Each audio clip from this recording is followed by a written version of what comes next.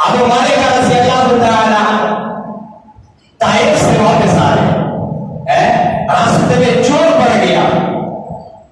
بھائی یہاں سے آگے جانے نہیں دوں گا، بھائی جتنا سامان ہے آپ لے لے لیکن مجھے تو چھوڑ دے۔ تو چور نے کہا آپ جانے والے نہیں ہیں، اس لیے کہ اگر آپ کو جانے دوں گا تو آپ مکہ میں جا کے حضرت عمر رضی اللہ تعالی عنہ سے شکایت کریں گے اور وہ کسی حال میں مجھے معاف نہیں کرے گا، سب سے پہلے آپ کے گردن اڑاؤں گا، پھر آپ کا یہ جو سامان ہے اس کو مسد کروں گا۔ تو ابو مالک رضی اللہ تعالی عنہ انہوں نے کہا اچھا پھر مجھے اللہ کے حضور دو سجدے کرنے کی اجازت تو دے دے، دو سجدے کی اجازت تو دے دے۔ کہاں دو سجدے کرو گے اس سے ہوگا کیا؟ کہاں اسے جو اللہ مدد بھیجے گا وہ آپ دیکھیں گے، کہاں اچھا پڑھنے میں۔ ابو مالک رضی اللہ تعالی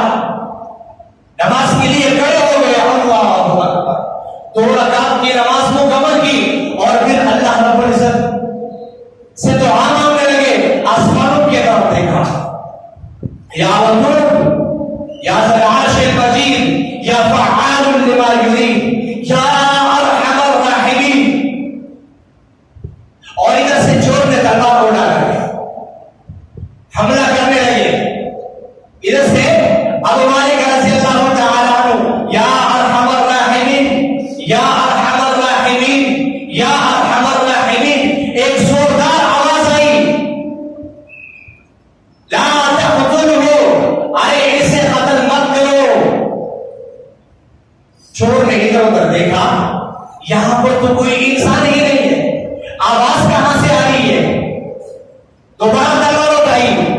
ابو مالک رضی اللہ تعالی یا ارحم الراحمین، پھر آواز آئی، لا تقتلہ، ارے اسے قتل مت کرنا۔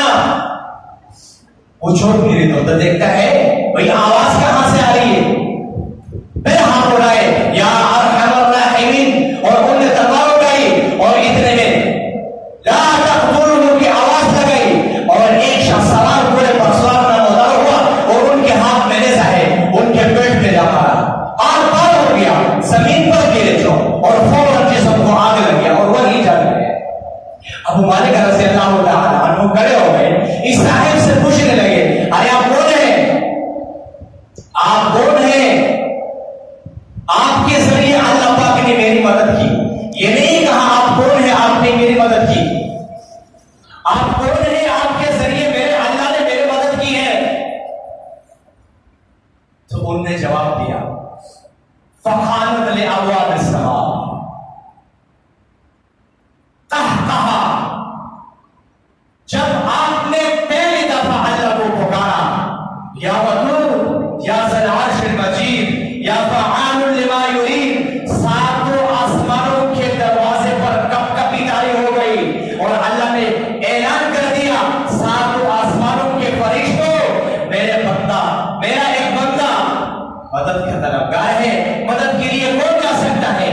جب آپ نے پہلی دفعہ کہا یا ارحم الراحمین، میں ساتوں آسمان سے جلا ہوں، جب آپ نے دوسری دفعہ پکارا یا ارحم الراحمین اور میں نے آواز بلند کی لا تقتلہ، میں پہلی آسمان پر پہنچا، تیسری بار جب نے آپ نے یا ارحم الراحمین کہا، میں آپ کی مدد کے لیے پہنچ گیا ہوں، میں ساتوں آسمان کا فرشتہ ہوں۔ آپ نے 2 رکعت کی نماز پڑھی ہے، اللہ پاک کو پکارا ہے، آپ کی مدد کے لیے اللہ پاک کی ہوتا ہے۔ اس طور پر جب اللہ پاک کو پکارا جاتا ہے پھر اللہ پاک کی مدد یوں کرتی ہے، بھائیو، جس عمل جس عبادت کے ذریعے ہم نے اللہ کو پکارا تھا،